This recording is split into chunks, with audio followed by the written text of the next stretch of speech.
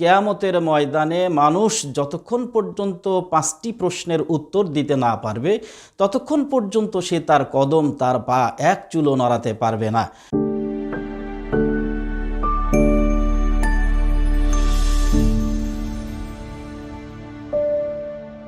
আলহামদুলিল্লাহি রাব্বিল আলামিন ওয়াসসালাতু ওয়াসসালামু আলা রাসূলিহিল কারীম ওয়া আলা আলিহি ওয়া সাহাবিহি আজমাইন। কাছে ও দূরে, দেশে ও প্রবাসে অবস্থানরত পুণ্য টিভির সম্মানিত দর্শক শ্রোতা ভাই ও বোনেরা, আসসালামু আলাইকুম ওয়া রাহমাতুল্লাহ। প্রতিদিনের নাম আজকে আমরা একটি গুরুত্বপূর্ণ হাদিস নিয়ে কথা বলবো। হাদিসটি আমাদের ব্যক্তিগত জীবনে খুবই গুরুত্ব বহন করে। হাদিসটি হচ্ছে আন ইবনে মাসউদিন আনিন নবী সাল্লাল্লাহু আলাইহি ওয়াসাল্লাম قال লা তাজুলু কদামা ইবনে আদামা ইয়াউমাল কিয়ামাতি মিন ইনদি রাব্বিহি হাত্তা ইউসআলা আন খামসিন আন উমরিহি ফিমা আফনাহু ওয়া আন শাবাবিহি ফিমা আবলাহু ওয়া মালিহি মিন আইনা ইকতাসাবাহু ওয়া ফিমা আনফাকাহু ওয়া মা জা আমিলা ফিমা আলিম। হাদিসটির অর্থ হচ্ছে হযরত আব্দুল্লাহ ইবনে মাসউদ রাদিয়াল্লাহু তাআলা আনহু থেকে বর্ণিত, রাসূল আকরাম সাল্লাল্লাহু আলাইহি ওয়াসাল্লাম বলেছেন, কিয়ামতের ময়দানে মানুষ যতক্ষণ পর্যন্ত 5টি প্রশ্নের উত্তর দিতে না পারবে ততক্ষণ পর্যন্ত সে তার কদম তার পা এক চুলও নড়াতে পারবে না। প্রশ্ন 5টি হচ্ছে: 1, আন উমরিহি ফিমা আফনাহু, তাকে যে জীবনকাল দান করা হয়েছিল সেটি সে কোন কাজে ব্যয় করেছে। 2, ওয়া আন শাবাবিহি ফিমা আবলাহু, তাকে যে যৌবনকাল প্রদান করা হয়েছিল সেটি সে কোন কাজে বিনাশ করেছে। 3, ওয়া মালিহি মিন আইনা ইকতাসাবাহু, তাকে যে সম্পদ দান করা হয়েছিল সেটি সে কোন পথে আয় করেছে। 4, অফিমা আনফাকাহু, যে সম্পদ সে আয় করেছে সেটি আবার কোন পথে ব্যয় করেছে। 5, অমাজা আমিলা ফিমা আলিমা, তাকে যে ইলম দান করা হয়েছিল সে অনুযায়ী সে কতটুকুন আমল করেছে। সম্মানিত দর্শক শ্রোতা ভাই ও বোনেরা, 5টি প্রশ্নই কিন্তু আমাদের জন্য খুবই গুরুত্ব বহন করে। হাদিসে উল্লেখিত যে 5টি বিষয় সম্পর্কে আমরা আলোচনা করলাম, তার ভিতরে প্রথমটি আলোচনায় নিয়ে আসছিলাম আল্লাহ রাসূল সাল্লাল্লাহু আলাইহি সাল্লাম যেখানে বলেছেন আন উমরিহি ফিমা আফনাহু, আমাকে আপনাকে আমাদেরকে জীবনকাল সম্পর্কে জিজ্ঞাসা করা হবে। অর্থাৎ আমাদের যে লম্বা হায়াত, লম্বা জিন্দেগি আল্লাহ সুবহানাহু তাআলা দান করেছেন, সেই জীবনকালটা আমরা কোন কাজে ব্যয় করেছি। কিয়ামতের ভয়াবহ ময়দানে আমাদের কিন্তু হাজির করা হবে, প্রত্যেকটি মানুষকে প্রশ্নের সম্মুখীন করা হবে। কিয়ামত সম্পর্কে আমরা কোরআন এবং হাদিস থেকে অনেক জানার অধিকার রাখি, জানার সুযোগ আছে। যেমনটি আমরা যদি সূরা ইনফিতার পড়ি, সূরা জিলজাল পড়ি, সূরা হাক্কা পড়ি, সূরা কিয়ামা পড়ি, তাহলে এখানে কিয়ামতের ভয়াবহ দৃশ্যর কথা অবতারণা করা হয়েছে। সেই দিক বিবেচনায় কিয়ামত এমন এক বিভীষিকাময় অবস্থার সৃষ্টি হবে যেটি মানুষের জন্য ধারণ করা, মানুষের জন্য সহ্য করা অত্যন্ত কঠিন হয়ে দাঁড়িয়ে যাবে। আল্লাহ রাসূল সাল্লাল্লাহু আলাইহি ওয়াসাল্লাম এ কারণে এইখানে 5টি প্রশ্নের প্রথমটাই নিয়ে আসলেন যে তোমাকে যে জীবনকাল দান করা হলো, সেই জীবনকালটা তুমি সৎ কাজে ব্যয় করেছো না অসৎ কাজে ব্যয় করেছো। যেমনটি রাসূল সাল্লাল্লাহু আলাইহি ওয়াসাল্লামের কিয়ামতের ভয়াবহতার দৃশ্য বর্ণনা করতে গিয়ে হযরত আয়েশা রাদিয়াল্লাহু তাআলা আনহাকে বলেছিলেন, আয়েশা, কিয়ামতের ময়দানে সমস্ত মানুষ উলঙ্গ অবস্থায় উঠবে। হযরত আয়েশা রাদিয়াল্লাহু তাআলা আনহা ভয়ে আতঙ্কে চমকে উঠে আল্লাহ রাসূল সাল্লাল্লাহু আলাইহি সাল্লামকে জিজ্ঞাসা করেছিলেন, ইয়া রাসূলুল্লাহ, আপনার যেই সমস্ত স্ত্রীদের বিবাহ করা আপনার উম্মতদের জন্য হারাম, তারাও কি কিয়ামতের ময়দানে উলঙ্গ হয়ে উঠবে? আল্লাহ রাসূল সাল্লাল্লাহু আলাইহি সাল্লাম আয়েশাকে আশ্বস্ত করে বললেন, হ্যাঁ, সকলেই সেদিন উলঙ্গ অবস্থায় উঠবে। আয়েশা রাদিয়াল্লাহু তাআলা আনহা জিজ্ঞাসা করলেন, ইয়া রাসূলুল্লাহ, তাহলে কি হবে? আয়েশাকে সান্ত্বনা দিতে গিয়ে আল্লাহ রাসূল সাল্লাল্লাহু আলাইহি সাল্লাম বললেন, আয়েশা, তোমার চিন্তার কারণ নাই, সেদিন কিয়ামতের ভয়াবহতা মানুষকে এমনভাবে আক্রমণ করবে একজন আরেকজনের দিকে তাকাতেই পারবে না। আল্লাহ রাসূল সাল্লাল্লাহু আলাইহি ওয়াসাল্লাম অন্য একটি হাদিসে ইরশাদ করেছেন, ক্বালা ইউরাকুন নাস ইয়াউমাল কিয়ামা, কিয়ামতের ময়দানে মানুষের শরীর দিয়ে ঘাম ঝরতে থাকবে। হাত্তা ইউজহাবা আরাকাহুম ফিল আরদি সাবিঈনা জিরাআন, এমনকি 70 গজ পর্যন্ত মাটি তার ঘামে, তার শরীরের ঘাম, শরীর থেকে নির্গত ঘামে ভিজে যাবে। ওয়া ইল জিমুহুম, এমনকি সেই ঘামটা পানিতে পরিণত হয়ে মুখ পর্যন্ত পৌঁছে যাবে। আল্লাহ রাসূল সাল্লাল্লাহু আলাইহি সাল্লাম আরও বলেছেন, হাত্তা ইয়াবলুগা আযানিহিম, এমনকি আযানাহুম, তোমাদের কান পর্যন্ত পৌঁছে যাবে। অর্থাৎ মানুষের শরীর থেকে নির্গত যেই ঘাম, সেই ঘামটা এত বেশি পুকুরের পানির মতো হয়ে যাবে, নদীর পানির মতো হয়ে যাবে, সাগরের পানির মতো হয়ে যাবে, যে মানুষের কান পর্যন্ত সেই ঘাম কিন্তু পৌঁছে যাবে। এই হাদিস থেকে কিয়ামতের ভয়াবহতা সহজেই অনুমান করা যায়। আল্লাহ সুবহানাহু তাআলা অন্য জায়গায় বলেছেন, তোমরা কি মনে করেছো বিনা হিসাবে জান্নাতে প্রবেশ করবে? অবশ্যই সেটা হবে না। কোরআনুল কারীমের সূরা মুলকের 2 নম্বর আয়াতে আল্লাহ বলেছেন, আল্লাযী খালাকাল মাউতা ওয়াল হায়াতা লিয়াবলুয়াকুম আইয়ুকুম আহসানু আমালা। আল্লাহ তোমাদের জীবন এবং মরণকে পরীক্ষা করবার জন্য সৃষ্টি করেছেন। সেই পরীক্ষাটা হলো আমলের পরীক্ষা। আমলের দিক থেকে, নেক আমলের দিক থেকে কে সবচাইতে বেশি অগ্রগামী হয় সেটি দেখবার জন্য আল্লাহ জীবন আর মরণকে সৃষ্টি করেছেন। সম্মানিত দর্শক শ্রোতা ভাই ও বোনেরা, মহাগ্রন্থ আল কোরআন আল কারিমে আল্লাহ সুবহানাহু তাআলা সূরা মুমিনুনের 115 নম্বর আয়াতে বলেছেন, আফা হাসিবতুম আন্নামা খালাকনাকুম আবাদা, তোমরা কি মনে করো যে তোমাদের কখনো হিসাব গ্রহণ করা হবে না? ওয়া আন্নাকুম ইলাইনা লা তুরজাউন, তোমরা কি মনে করো যে তোমরা আল্লাহ আমাদের নিকটে ফিরে আসবে না? এই আয়াতগুলো দ্বারা, এই উল্লেখিত হাদিসগুলো দ্বারা এটি প্রমাণ করে যে আমাদের এই যে জীবনটা আল্লাহ সুবহানাহু তাআলা দান করেছেন, এর কিন্তু পুঙ্খানুপুঙ্খ হিসাব দিতে হবে, আল্লাহ সুবহানাহু তাআলার কাছে ফিরে যেতে হবে। অতএব আমাদেরকে জীবন যখন শুরু হয়েছে তখন থেকে আমৃত্যু নেক কাজ, ভালো কাজ, সৎ কাজ করার প্রতি অবশ্যই চেষ্টা করতে হবে। আল্লাহ আমাদের সকলকে তৌফিক দান করুন।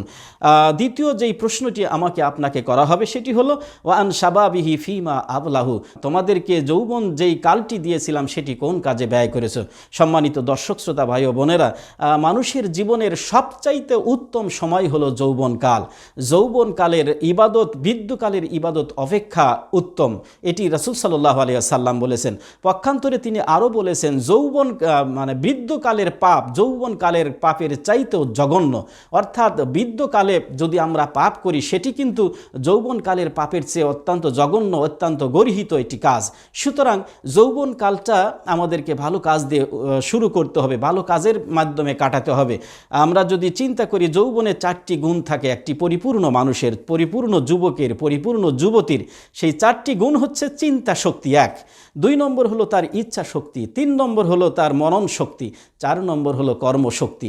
এই 4 শক্তির বিনিময়ে একটি মানুষ পূর্ণাঙ্গ যুবকে, পূর্ণাঙ্গ যুবতীতে পরিণত হয়। যৌবনকালের ইবাদত যদি আল্লাহ পছন্দ নাই করতেন, তাহলে আমরা যদি ইতিহাস আলোচনা করি দেখতে পারবো আল্লাহ রসুল সাল্লাল্লাহু আলাইহি সাল্লাম থেকে পূর্ববর্তী যত নবী রসুল এই পৃথিবীতে আগমন করেছেন, হজরত আদম আলাইহিস সালাম থেকে হজরত মুহাম্মদ সাল্লাল্লাহু আলাইহি সাল্লাম পর্যন্ত প্রত্যেক নবী এবং রসুল কিন্তু যুবক ছিলেন। অর্থাৎ যৌবনের ইবাদত যেহেতু আল্লাহ পছন্দ করেন, তিনি রাসূলও পাঠিয়েছেন যুবক। সম্মানিত দর্শক শ্রোতা ভাই ও বোনেরা, সে যৌবনকাল মানুষের কাছ থেকে বেশ কিছু ডিমান্ড করে। মানুষ যখন ভরা যৌবনে উপনীত হয় তখন তাকে পাপের দিকে ডাকে। সেই পাপের ডাকে সাড়া দিয়ে মানুষ জেনা করে, ব্যভিচার করে, অন্যায় অশ্লীল কাজ করে, খারাপ ভিডিও দেখে, ইত্যাদি ইত্যাদি কাজ করে থাকে। যৌবনকাল মানুষকে সংসারের দিকে আহ্বান করে। সে কারণে আমরা সম্পদ অর্জনের জন্য মরিয়া হয়ে উঠি। খুন, রাহাজানি, ছিনতাই, ডাকাতি, টেন্ডারবাজি, নানা অপকর্মের মাধ্যমে আমরা উপার্জন করে দ্রুত বড়লোক হবার চেষ্টা করি। যৌবন মানুষকে সন্তান সন্ততির দিকে আহ্বান করে, যার প্রেক্ষিতে মানুষ বিয়ে শাদী করে থাকে এবং সন্তান জন্মের প্রক্রিয়া শুরু করে থাকে। যৌবন মানুষকে ক্ষমতার দিকে আহ্বান করে, যার প্রেক্ষিতে ক্ষমতায় যাবার জন্য অথবা ক্ষমতায় টিকে থাকবার জন্য যার পরনায় আমরা চেষ্টা করে থাকি। এমনকি কাউকে ঠকিয়ে, কাউকে ধোঁকা দিয়ে, কাউকে মেরে অথবা কাউকে মাটিতে চাপা দিয়ে অথবা মাটিতে মিশিয়ে হলেও আমাকে ক্ষমতায় যেতে হবে। আবার যখন ক্ষমতায় যায় সেই ক্ষমতাকে দীর্ঘায়িত করবার জন্য প্রাণান্তকর চেষ্টা করি। সম্মানিত ভাই ও বোনেরা, এটি কিন্তু আমাদের জীবনের সবচাইতে একটি খারাপ দিক। এই দিক থেকে আমাদেরকে সরে আসতে হবে, তা না হলে আমরা ক্ষতিগ্রস্তের পর্যায়ভুক্ত পড়ে যাব।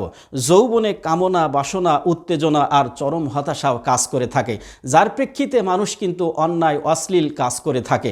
পক্ষান্তরে যৌবনের ইবাদত বন্দেগী আল্লাহ রসুল সাল্লাল্লাহু আলাইহি সাল্লাম যেহেতু উত্তম বলেছেন, সেক্ষেত্রে আমরা যদি আমাদের যৌবন কালটা ইবাদতের মধ্যে ব্যয় করে দেই, আল্লাহ রসুল সাল্লাল্লাহু আলাইহি সাল্লাম বলেছেন যৌবনের ইবাদত বৃদ্ধকালের ইবাদত সেই উত্তম। সুবহানাল্লাহি বিহামদি। সুতরাং মানুষ হিসাবে, ব্যক্তি হিসাবে, যুবক হিসাবে, যুবতী হিসাবে আমার যেটি প্রয়োজন সেটি হলো যৌবনকালটা ভালোভাবে ইবাদত বন্দেগী, আল্লাহর দাসত্ব, আল্লাহর গোলামির মাধ্যমে কাটিয়ে দেওয়া।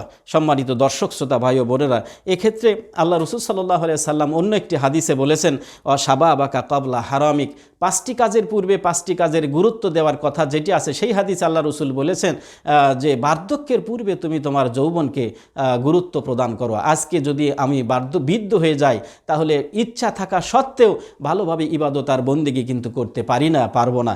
পক্ষান্তরে আজকে আমি যুবক আছি, আজকে বার্ধক্যকে যদি মূল্যায়ন করে এই সময়টাকে গুরুত্ব দিয়ে আমি যদি বেশি বেশি ইবাদত বন্দেগী করি তাহলে আল্লাহ সুবহানাহু তাআলা খুশি হয়ে আমার আপনার জিন্দেগির সমস্ত গুনাহ খাতা মাফ করে দিবেন। পক্ষান্তরে জান্নাতে যারা যাবে তারা কিন্তু যুবক যুবতী হবে, বৃদ্ধ কোনো মানুষ জান্নাতে যাবে না। সুতরাং বৃদ্ধর বয়সের চাইতে যৌবনের গুরুত্ব যেহেতু বেশি, সেক্ষেত্রে আসুন আমরা যৌবনকালকে গুরুত্ব দেই। 3 নম্বর যেটি আলোচনার বিষয় সেটি আল্লাহ রসুল বলেছেন মালিহি মিন আইনাক তাসাবাহু, আমরা সম্পদ অর্জন করে থাকি, সেই সম্পদটা কোন পথে উপার্জন করছি আল্লাহ রসুল সাল্লাল্লাহু আলাইহি সাল্লাম বলেছেন কিয়ামতের ময়দানে এটি কিন্তু আমাকে আপনাকে প্রশ্ন করা হবে। এই আমাকে আপনাকে যেই প্রশ্ন করা হবে এটির যদি উত্তর দিতে না পারি এক কদম এক চুল পাটা আমার সরানোর সুযোগ থাকবে না। সেটি কি? রসুল সাল্লাল্লাহু আলাইহি সাল্লাম বলেছেন যে তোমাকে যে মাল দেওয়া হয়েছিল, সম্পদ দেওয়া হয়েছিল, সেই সম্পদটা কোন পথে আয় করেছো। সম্পদ উপার্জনের ক্ষেত্রে সাধারণত আমরা ন্যায় অন্যায় দেখি না, সাধারণত আমরা বাছবিচার করি না, সাধারণত আমরা মানুষকে কল্যাণ দেখি না। যে কোনো মূল্যে আমাকে সম্পদের মালিক হতে হবে।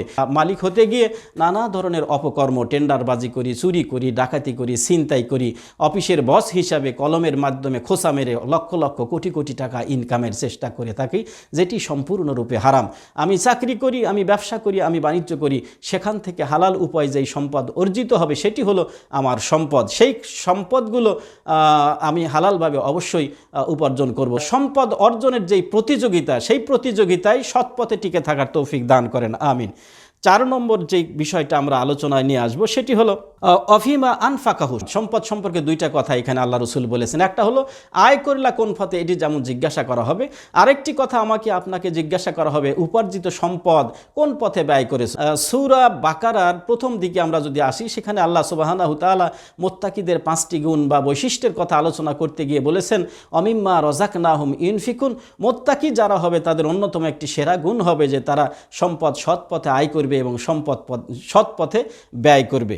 সেই সৎ পথে ব্যয় করতে গিয়ে যাওয়ার ক্ষেত্রে আল্লাহ রসুল সাল্লাল্লাহু আলাইহি সাল্লামকে একদা জিজ্ঞাসা করা হয়েছিল, ইয়া রাসূলুল্লাহ, সম্পদ ব্যয়ের ক্ষেত্রে সর্বোত্তম খাত কোনটি? রসুল আকরাম সাল্লাল্লাহু আলাইহি সাল্লাম বললেন, এক্ষেত্রে 3টি খাতের কথা তিনি বলেছিলেন। 1, পরিবার পরিজনের জন্য যে মাল ব্যয় করা হয়েছে।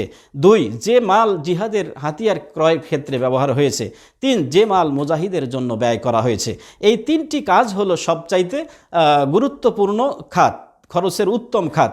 এছাড়া পরিবার পরিজনের ভরণ পোষণ সহ বিভিন্ন ধরনের জাকাত, সদকা, সেগুলো ক্ষেত্রে সম্পদ ব্যয় করার সুযোগ আছে। আল্লাহ পাক আমাদের সকলকে সেটি তৌফিক দান করুন। 5 নম্বর বিষয় যেটা আমরা আলোচনায় নিয়ে আসবো সেটি হলো আল্লাহ রসুল সাল্লাল্লাহু আলাইহি সাল্লাম যেটি এখানে বলেছেন ওমা যা আমিলা ফিমা আলিমা, তোমাকে যে ইলম দান করা হয়েছে তা কতটুকুন অর্জন করেছো, সেই অনুযায়ী কতটুকুন আমল করেছো। যে ইলম সম্পর্কে আল্লাহ সুবহানাহু তাআলা জিজ্ঞাসা করবেন মূলত 3টি ইলম সম্পর্কে। 1 হলো আল্লাহ সুবহানাহু তাআলা সম্পর্কে যে ইলম বা জ্ঞানের দরকার হয়। 2, আল্লাহর দ্বীন সম্পর্কে যে ইলম বা জ্ঞানের দরকার হয়। 3, আল্লাহ রসুল সাল্লাল্লাহু আলাইহি সাল্লাম সম্পর্কে যেই এলেম বা জ্ঞানের দরকার হয়। যেমনটি আমরা কবরে সওয়াল জব সম্পর্কে জেনে থাকি, রসুল আকরাম সাল্লাল্লাহু আলাইহি সাল্লাম বলেছেন কবরে 3টি প্রশ্ন আমাদেরকে জিজ্ঞাসা করা হবে। 1, মার রব্বুকা, তোমার রব কে। 2 নম্বর হলো আমান দিনুকা, তোমার দিন কি। 3 নম্বর হলো আমান নাবিউকা, তোমার নবীকে। অন্য জায়গায় বলা হয়েছে আল্লাহ রসুল সাল্লাল্লাহু আলাইহি সাল্লাম সম্পর্কে বলা হবে, অথবা তার প্রতিচ্ছবি নিয়ে এসে জিজ্ঞাসা করা হবে মা হাজার রসুল, এই লোকটাকে কি চেনো? যারা জবাব দিতে পারবে, যারা আল্লাহওয়ালা বান্দা হবে, নেককার বান্দা হবে, তারা প্রত্যেকটির প্রশ্নের জবাব দিয়ে বলতে থাকবে প্রথমত রব্বি আল্লাহ, আমার রব হলেন আমার আল্লাহ। দ্বিতীয়ত দিন ইসলাম, আমার দিন হলো ইসলাম। 3 নম্বরে তিনি বলে দিবেন আমার নাবী মুহাম্মাদুর রাসূলুল্লাহ সাল্লাল্লাহু আলাইহি ওয়াসাল্লাম, আমার রসুল হলেন প্রিয় নবীজি মুহাম্মাদুর রাসূলুল্লাহ সাল্লাল্লাহু আলাইহি ওয়াসাল্লাম। সম্মানিত ভাই ও বোনেরা, হাদিসে উল্লেখিত 5টি বিষয় সম্পর্কে আমরা জানলাম, সেই অনুযায়ী আল্লাহ পাক আমাদের সকলকে আমল করার তৌফিক দান করুন। আমা তৌফিক ইল্লা বিল্লাহ। আসসালামু আলাইকুম ওয়া রাহমাতুল্লাহ।